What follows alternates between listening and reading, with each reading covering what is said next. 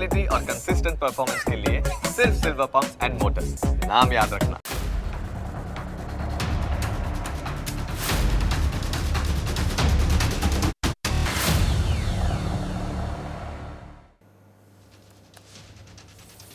નમસ્કાર, હું Janak Dave full stop news analysis પ્રોગ્રામમાં આપનું સ્વાગત છે. તમને અસર કરતા સમાચારનું અમે સરળ ભાષામાં સચોટ રીતે કરીશું છણાવટ. આ એનાલિસિસ 360 ડિગ્રી હશે, જેનાથી મહત્ત્વના મુદ્દાઓને લગતા દરેક સવાલ પર હવે પછી મુકાશે ફૂલ સ્ટોપ. આજે અમે એક યોગી અને એક તાંત્રિક વિશે વાત કરીશું. આ બંને એક સમયે પીએમને પણ કઠપૂતળી બનાવી દીધા હતા. આ લોકો તંત્ર, મંત્ર અને અનુષ્ઠાનનો ખેલ કરતા હતા. આ યોગી સરકારી જમીનો પચાવતા હતા, જ્યારે તાંત્રિક કૌભાંડો કરીને સરકારી તિજોરી ખાલી કરતા હતા. આજે અમે આ બંને વિશે વિસ્તારથી વાત કરીશું.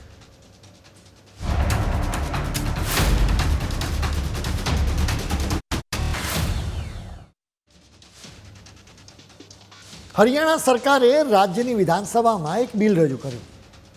રાજ્ય સરકારો બિલ રજૂ કરતી હોય છે, એ કોઈ ખાસ વાત નથી. બિલ રજૂ ન કરવામાં આવે તો આશ્ચર્ય થાય કે આ સરકાર કેમ કંઈ કામ કરતી નથી. હરિયાણા સરકારના બિલની વાત કરીએ તો એ ખૂબ જ ખાસ છે. આ બિલમાં ગુરુગ્રામની અપર્ણા ઇન્સ્ટિટ્યૂટનું સુકાન સરકારને સોંપવાની જોગવાઈ છે. હવે સ્વાભાવિક રીતે સવાલ થાય કે સરકાર એક સંસ્થા પર કંટ્રોલ કરવા ઈચ્છે તો એમાં મોટી શું વાત છે? વાત સાચી. અપર્ણા ઇન્સ્ટિટ્યુશન કોઈ સ્કૂલ કે કોલેજ નથી, બલકે આ એક આશ્રમ છે. એનું નામ અપર્ણા આશ્રમ હતું. 24 એકર વિસ્તારમાં આ આશ્રમ ઊભો કરવામાં આવ્યો હતો. એટલું જ નહીં, એની આસપાસ પણ ખાસી એવી જમીન આ આશ્રમે પચાવી પાડી હતી. હવે તમે વિચારતા હશો કે એક આશ્રમની વાત આટલી બધી ખાસ કેમ છે? આ આશ્રમની સાથે એક વ્યક્તિનું નામ જોડાયેલું છે, એટલે જ એ ખૂબ ખાસ છે. આ નામ છે ધીરેન્દ્ર બ્રહ્મચારી. સ્વાભાવિક રીતે અત્યારના યુવાનો માટે તો આ નામ કોઈ એલિયન જેવું હશે. હકીકત એ છે કે આ વ્યક્તિની સાથે અનેક રહસ્યો ધરવાયેલા છે. ઇન્દિરા ગાંધી પીએમ હતા ત્યારે તેઓ ભારતના સત્તાવાર યોગી હતા. એ સમયે ધીરેન્દ્ર બ્રહ્મચારીનો જબરજસ્ત દબદબો હતો. તેમને મળવા માટે કેન્દ્રીય મંત્રી અને સરકારી અધિકારીઓ અને અનેક હસ્તીઓ લાઈન લગાવીને ઊભા રહેતા હતા. તેઓ ટોયોટા કાર ચલાવતા હતા.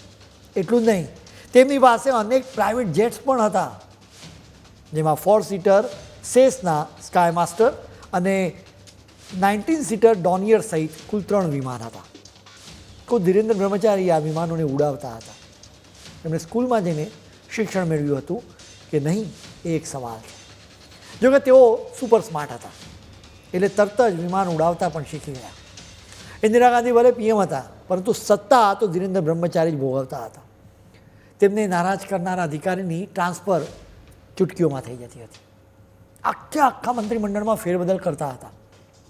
ભૂતપૂર્વ પીએમ ઇન્દર કુમાર ગુજરાલની આત્મકથા મેટર્સ ઓફ ડિસ્ક્રિશન એન્ડ ઓટોબાયોગ્રાફીથી પણ ધીરેન્દ્ર બ્રહ્મચારીના પાવરનો અસલી ખ્યાલ આવે છે. તેમણે લખ્યું હતું કે હું નિર્માણ અને આવાસ રાજ્યમંત્રી હતો ત્યારે ઇન્દિરાના યોગગુરુ ધીરેન્દ્ર બ્રહ્મચારી નજર દિલ્હીમાં ગોલડાખાના એરિયાની એક સરકારી જમીન પર પડી. તેઓ આ જમીન તેમના આશ્રમના નામે ટ્રાન્સફર કરવા માટે પ્રેશર કરવા લાગ્યા.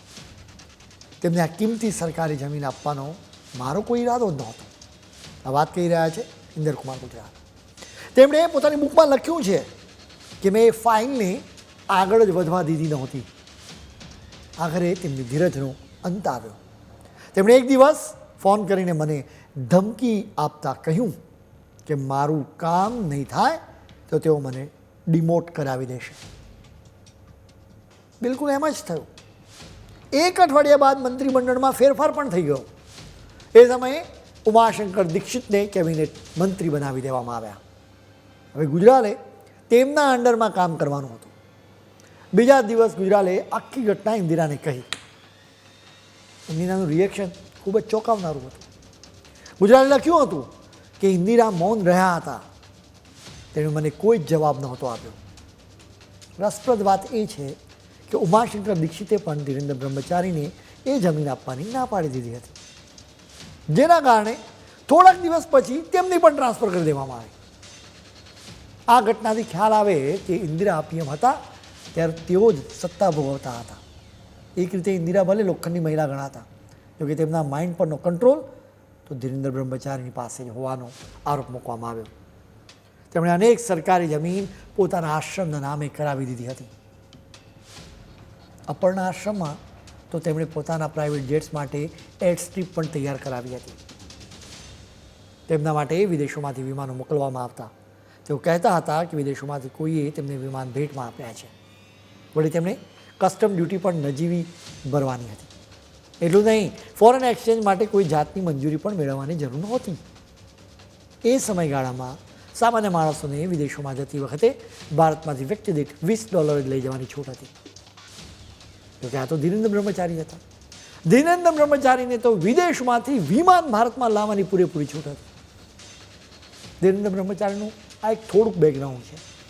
જોકે હવે તેઓ આટલા પાવરફુલ કેવી રીતે બન્યા એ પણ જાણવા જેવું છે. શરૂઆત તેમના જન્મથી કરીશું. બિહારના મધુબની જિલ્લામાં 1924ની 12મી ફેબ્રુઆરીએ તેમનો જન્મ થયો હતો. તેમનું મૂળ નામ ધીરેન્દ્ર ચૌધરી હતું. 13 વર્ષની ઉંમરે તેમણે પોતાનું ઘર છોડી દીધું હતું. તેમણે લખનૌની પાસે ગોપાલખેડામાં મહર્ષિ કાર્તિકેયની પાસેથી યોગની તાલીમ મેળવી. 1958માં ધીરેન્દ્ર દિલ્હી પહોંચ્યા. જોકે ઇન્દિરા ગાંધીની સાથે તેમની પ્રથમ મુલાકાત કાશ્મીરના શિકારગારમાં થઈ હતી. અમેરિકન લેખિકા કેથરીન ફ્રેન્કે ઇન્દિરા ગાંધીની બાયોગ્રાફીમાં લખ્યું હતું કે ધીરેન્દ્ર બ્રહ્મચારીએ સૌથી પહેલાં નહેરુને યોગ શીખવવાનું શરૂ કર્યું હતું. થોડાક જ દિવસોમાં લાલ બહાદુર શાસ્ત્રી, જયપ્રકાશ નારાયણ, મોરારજી દેસાઈ અને ડૉક્ટર રાજેન્દ્ર પ્રસાદ પણ તેમની પાસેથી યોગ શીખવા લાગ્યા હતા.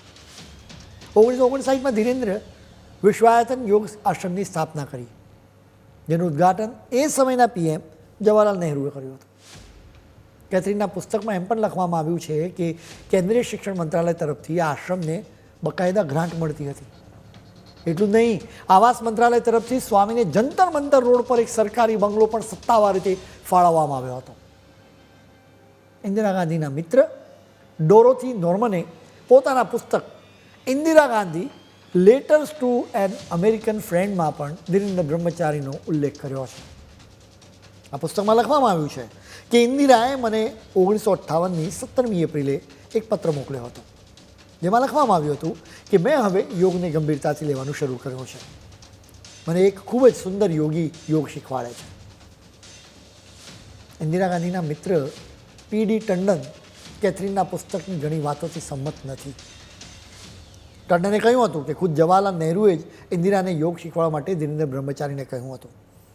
ક્યારેક તેઓ પણ ધીરેન્દ્ર બ્રહ્મચારી પાસેથી જ યોગ શીખતા હતા. ઇન્દિરા ગાંધીના નજીકના સાથી નટવરસિંહે એક સમય કહ્યું હતું કે સ્વામીએ મને યોગ શીખવાડ્યો હતો. તેમણે એવો પણ દાવો કર્યો હતો કે સ્વામીએ 4 થી 5 જ મહિનામાં તેમની અસ્થમાની બીમારી દૂર કરી દીધી હતી. 1970ના દશકમાં ધીરેન્દ્ર બ્રહ્મચારી અને સંજય ગાંધી વચ્ચે મજબૂત નાતો બંધાયો. એક રીતે તેઓ ગાંધી પરિવારના સભ્ય બની ગયા હતા. ઇન્દિરાના રાજમાં ધીરેન્દ્ર બ્રહ્મચારી કેવી રીતે સત્તા ભોગવતા હતા એના વિશે અમે તમને વિસ્તારથી વાત કરીશું, પરંતુ અત્યારે સમય છે એક બ્રેકનો.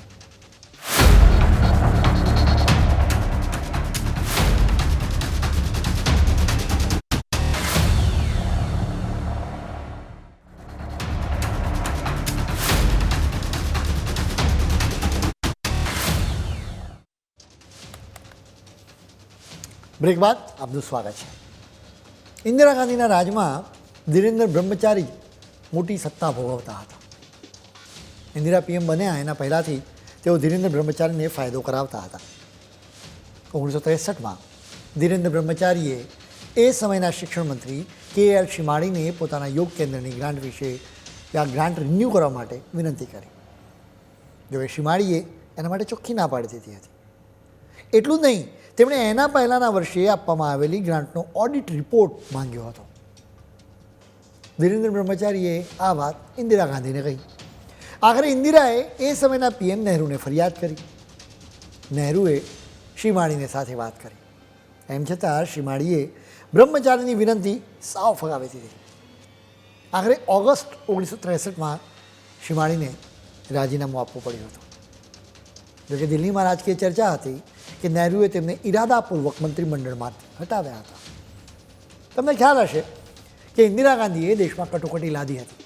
એ સમયે આખા દેશમાં ઇન્દિરાની વિરુદ્ધમાં લોકોમાં ભારે રોષ હતો. ખુદ ઇન્દિરાના અનેક સાથીઓ પણ એના લીધે તેમનાથી નારાજ હતા. ઇન્દિરાને એના ખ્યાલ આવવા લાગ્યો હતો એટલે ઇન્દિરા બીજા લોકોની શંકાથી નજરે જોવા લાગ્યા.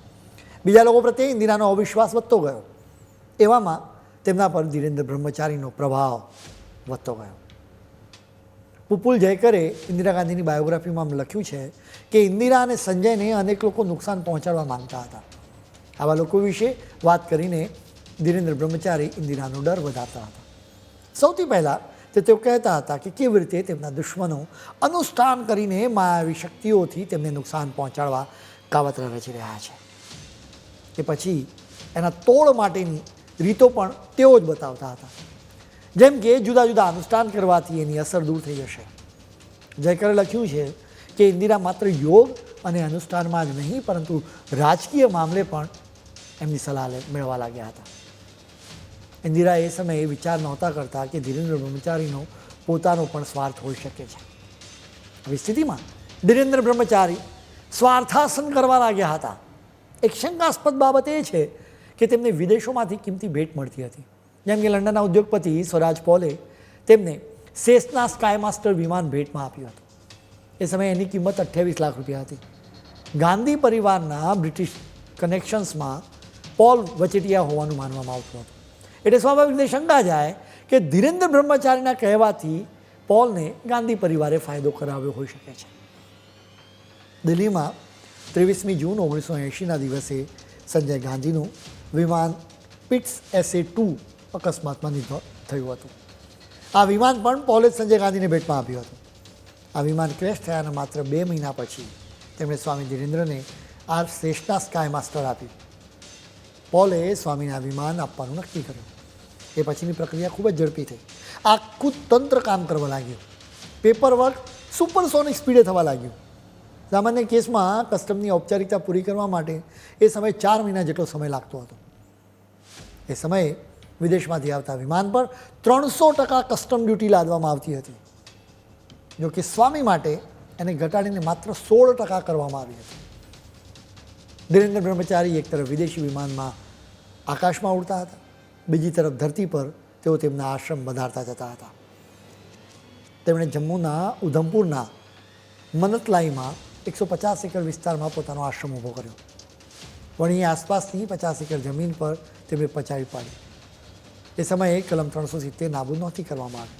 એટલે કે જમ્મુ કાશ્મીર સિવાયના લોકો એ સમયગાળામાં કોઈ જમીન ખરીદી શકતા નહોતા.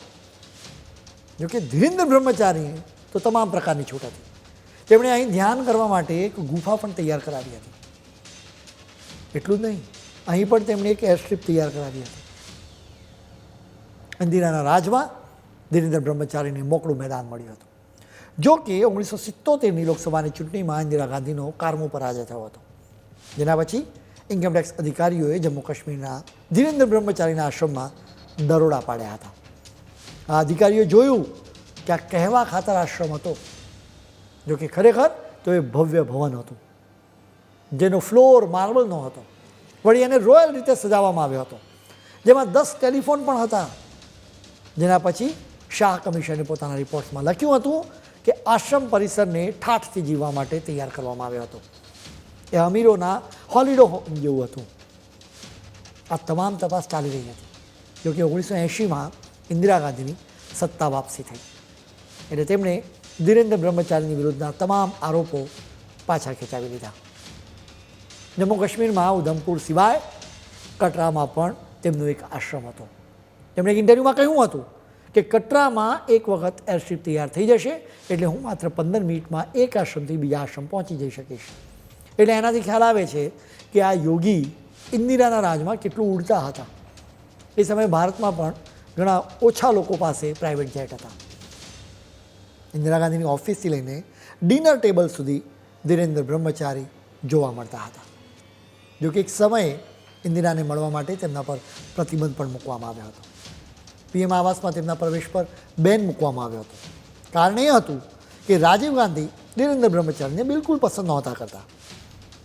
ઇન્દિરા ગાંધીના નિધન બાદ ધીરેન્દ્ર બ્રહ્મચારી પીએમ આવાસ પહોંચ્યા હતા. તેઓ ઇન્દિરાના પાર્થિવ દેહ સુધી પહોંચ્યા. જોકે રાજીવ ગાંધીના આદેશથી તેમને ત્યાંથી દૂર કરવામાં આવ્યા હતા. ઇન્દિરાના રાજમાં ખૂબ જ ઉડાઉડા કરનારા ધીરેન્દ્ર બ્રહ્મચારીનું આખરે પ્લેન અકસ્માતમાં જ નિધન થયું. તેમના મોત બાદ ન્યૂયોર્ક ટાઈમ્સે લખ્યું હતું કે ધીરેન્દ્ર બ્રહ્મચારીએ આધ્યાત્મિકતાના બળે સત્તાનો ભરપૂર લાભ ઉઠાવ્યો હતો. હવે અમે તમને આવા જ બીજા એક સંતની પણ વાત કરીશું, પરંતુ અત્યારે સમય છે વધુ એક બ્રેકનો.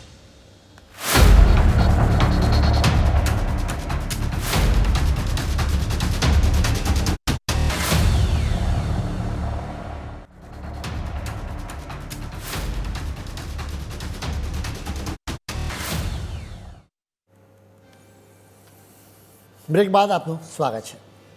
ધીરેન્દ્ર બ્રહ્મચારીની જેમ બીજા એક સ્વામીની પણ ભારતના રાજકારણમાં બોલબાલા હતી. આ કેસમાં પણ કોંગ્રેસની સરકાર હતી. આ સ્વામીનું નામ છે ચંદ્રા સ્વામી. તેઓ પોતાની જાતને તાંત્રિક ગણાવતા હતા. ભારતના રાજકારણની સૌથી વિવાદાસ્પદ હસ્તીઓના લિસ્ટમાં તેમને અચૂક સામેલ કરવા પડે. એક સમયે અનેક દેશોના રાજનેતાઓ તેમને મળવા માટે આવતા હતા. એટલે કે દુનિયાભરમાં તેઓ જાણીતા હતા. ખાસ કરીને ભારતના ભૂતપૂર્વ પીએમ નરસિંહ રાવના સૌથી ખાસ સલાહકાર હતા. એટલું જ નહીં, તેમના પર રાજીવ ગાંધીની હત્યાના કાવતરામાં સામેલ હોવાનો પણ આરોપ મૂકવામાં આવ્યો હતો. એટલે કે કુલ મળીને તેમણે અનેક વિવાદો સર્જ્યા છે. ચંદ્રા સ્વામી વિરુદ્ધ અનેક કેસીસ પણ દાખલ કરવામાં આવ્યા. હથિયારોની દલાલી, હવાલાનો વેપાર તેમજ નિયમોનો ભંગ કરીને વિદેશોમાંથી રૂપિયા મેળવવાનો પણ તેમના પર આરોપ મૂકવામાં આવ્યો. સામાન્ય રીતે પીએમને મળવા માટે એપોઇન્ટમેન્ટ મેળવવી પડે. જો કે પીવી નરસિંહ રાવ પીએમ હતા ત્યારે ચંદ્રસ્વામી તેમને કોઈ પણ એપોઇન્ટમેન્ટ વિના જ સીધા મળતા હતા. એટલું નહીં, ચંદ્રશેખર થોડા સમય સુધી પીએમ હતા ત્યારે પણ એવી જ સ્થિતિ હતી. ચંદ્રસ્વામી આટલા પાવરફુલ કેવી રીતે બન્યા એ પણ જાણવું ખૂબ દિલચસ્પ છે. આ કહાનીની શરૂઆત પણ તેમના જન્મથી જ કરીએ. દિલ્હી જયપુર હાઈવેની બરાબર વચ્ચે આવેલા બહરોરમાં એક જૈન પરિવારમાં તેમનો જન્મ થયો. આમ તો ચંદ્રાસ્વામીનો પરિવાર મૂળ ગુજરાતી જ હતો. જોકે ચંદ્રસ્વામીના જન્મના વર્ષો પહેલાં તેઓ રાજસ્થાનમાં જતા રહ્યા હતા. ચંદ્રાસ્વામીના જન્મના થોડાક વર્ષ પછી તેમનો પરિવાર હૈદરાબાદ માટે રહેવા ગયો હતો. ચંદ્રાસ્વામી પોતાની જાતને તાંત્રિક ગણાવતા હતા. તેમના સમર્થનમાં જુદી જુદી વાતો કરવામાં આવી હતી. જેમ કે તેમને બાળપણથી તંત્ર સાધનામાં રસ પડવા લાગ્યો. 16 વર્ષની ઉંમરે તેઓ પોતાની જાતને તાંત્રિક ગણાવવા લાગ્યા. એમ પણ કહેવામાં આવ્યું હતું કે ચંદ્રાસ્વામી સૌથી પહેલાં જૈન સંત મહોપાધ્યાય અમરમુનિના સંપર્કમાં આવ્યા હતા. 23 વર્ષની ઉંમરે તેઓ બનારસ પહોંચ્યા. અહીં તેઓ તંત્ર મંત્રની સાધના કરવા લાગ્યા. આવી વાતોમાં કરવામાં આવી. જોકે પીવી નરસિંહ રાવના સલાહકારોમાં પણ સામેલ સિનિયર પત્રકાર વેદ પ્રતાપે આ વાતો ફગાવી દીધી હતી. તેમણે કહ્યું હતું કે ચંદ્રસ્વામી બોલવામાં ખૂબ જ કુશળ હતા. જોકે તેમને તંત્ર વિદ્યા કે જ્યોતિષ વિશે કશી ખબર નહોતી. તેમણે એનો અભ્યાસ પણ નહોતો કર્યો. આખરે સવાલ થાય કે તાંત્રિક અને જ્યોતિષી તરીકેની તેમની છબી કેવી રીતે બની. દિલ્હીમાં 1965ની આસપાસના સમયગાળામાં રામરૂપ ગુપ્ત નામના એક નિષ્ણાત જ્યોતિષ હતા. એ સમયે ચંદ્રસ્વામી કોંગ્રેસના નેતાઓના ઘરોના ચક્કર લગાવતા હતા. તેઓ કુંડળી બનાવવા માટે નેતાઓના જન્મ તારીખ, જન્મ સમય અને જન્મસ્થળ જેવી વિગતો મેળવતા હતા. એ પછી તેઓ રામરૂપ ગુપ્તની પાસેથી કુંડળી બનાવતા શીખ્યા અને આગાહીઓ લખાવતા હતા. તેઓ એ વિગતો પોતે તૈયાર કરી હોવાનું કોંગ્રેસના નેતાઓને કહેતા. આ રીતે તેમની જ્યોતિષી તરીકેની છબી બની હતી. હવે નરસિંહ રાવ સાથેની ચંદ્રાસ્વામીની દોસ્તીની વાત કરીએ. ચંદ્રાસ્વામી હૈદરાબાદમાં સ્ક્રેપ ડીલરનું કામ કરતા હતા. એ સમયે તેમના પર ગોટાળાનો કેસ ચાલ્યો હતો, જેના થોડાક જ વર્ષ પછી તેઓ નરસિંહ રાવની સાથે સ્વામી તરીકે જોવા મળ્યા હતા. એ સમયે પીવી નરસિંહ રાવ 1971થી 73 દરમિયાન આંધ્રપ્રદેશના મુખ્યમંત્રી પણ હતા. જાણીતા ઇતિહાસકાર પેટ્રિક ફ્રેન્ચે તેમના પુસ્તક ઇન્ડિયા અ પોર્ટ્રેટમાં લખ્યું હતું કે ચંદ્રસ્વામી કોઈ સભ્ય વ્યક્તિ નહોતા, જોકે તેમનામાં બીજા લોકોના દિમાગને જીતવાની કુશળતા હતી. તેમને બીજાની નબળાઈનો તરત જ ખ્યાલ આવી જતો હતો. ખાસ કરીને પાવરફુલ લોકોની નબળાઈઓ તેઓ જાણતા હતા. આવા લોકોને વિશ્વાસઘાતનો ડર સતાવતો હોય છે, જેનો ચંદ્રસ્વામી હંમેશા ખોટો ફાયદો ઉઠાવતા રહ્યા. ભૂતપૂર્વ વિદેશ મંત્રી નટવરસિંહે તેમના પુસ્તક વોકિંગ વિથ લાયન્સમાં લખ્યું હતું કે 1979-80માં તેઓ પેરિસમાં બીમાર પડ્યા. બીમાર પડતા સાથે દિવસે ચંદ્રસ્વામી ફ્રાન્સના રાષ્ટ્રપતિના પર્સનલ ફિઝિશિયનની સાથે નટવરસિંહને મળવા પહોંચ્યા. એ જોઈને નટવરસિંહને આંચકો લાગ્યો. ચંદ્રસ્વામીએ તેમને કહ્યું કે તેઓ યુગોસ્લાવિયાથી ફ્રાન્સના રાષ્ટ્રપતિને મળવા માટે આવ્યા છે. એટલું નહીં, ફ્રાન્સના રાષ્ટ્રપતિએ તેમને લેવા માટે પોતાનું પર્સનલ પ્લેન પણ મોકલ્યું હતું. બ્રિટનના પીએમ, બ્રુનેઈના સુલતાન અને બહેરીનના શાસક પણ ચંદ્રસ્વામીના ભક્ત થઈ ગયા હતા. સાઉદી અરેબિયાના હથિયારોના ડીલર અદનાન ખાશોગીને ભારતમાં ચંદ્રસ્વામી જ લાવ્યા હતા, જેના પછી હથિયારોના ખરીદ વેચાણમાં કમિશનનો ખેલ શરૂ થયો હતો. ચંદ્રસ્વામીએ એક રીતે પાવર, હથિયારો, રૂપિયા અને પાવરનું કોકટેલ બનાવી લોકો સામે ધર્યું, જેમાં તેઓ કિંગ બની ગયા હતા. જોકે આ ખેલમાં તેમના માટે એક સરખો સમય નહોતો રહ્યો. 1996 પછી તેમના માટે ખરાબ સમય શરૂ થયો હતો. ચંદ્રસ્વામી પાવર સેન્ટરમાંથી બહાર થઈ ગયા. તેમની સામે એક પછી એક કેસ ચાલવા લાગ્યા. જોકે તેમના દોસ્તો સત્તામાં રહ્યા હતા, જેના કારણે તમામ કેસીસ ચાલતા રહ્યા હોવા છતાં પણ તેઓ દિલ્હીના પોશ એરિયામાં બનેલા ફાર્મ હાઉસમાં રોકાતા હતા. જોકે આખરે તેમને તિહાર જેલમાં પણ જવું પડ્યું હતું. પીવી નરસિમ્હા રાવના સલાહકારોમાં સામેલ સિનિયર પત્રકાર વેદ પ્રતાપે કહ્યું હતું કે તેઓ ખૂબ જ સ્માર્ટ હતા.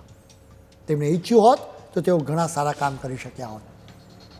આજે ચંદ્રસ્વામીને ખાસ કરીને બોફોર્સ ગોટાળો, સેન્ટ કિટ્સ ફોરેન એક્સચેન્જના નિયમોના ભંગ, હથિયારોના ખરીદ વેચાણમાં કટકી તેમજ ફ્રોડ જેવા કેસીસ માટે યાદ કરવામાં આવે છે. ભારતમાં ધર્મસત્તા અને રાજસત્તાનો સંગમ પ્રાચીન સમયથી ચાલ્યો આવે. પ્રાચીન સમયમાં આપણા દેશમાં રાજાઓ સૌથી પહેલાં ઋષિઓને ત્યાં ભણવા માટે જતા હતા. અહીં જ તેમને ધર્મના માર્ગે શાસન કરવાના પાઠ ભણાવવામાં આવતા હતા. કુલ શ્રી રામ અને શ્રી કૃષ્ણ ગુરુકુળમાં અભ્યાસ કર્યો હતો. રાજસત્તાને અંકુશમાં મૂકવા માટે એ સમયે ધર્મસત્તા હતી.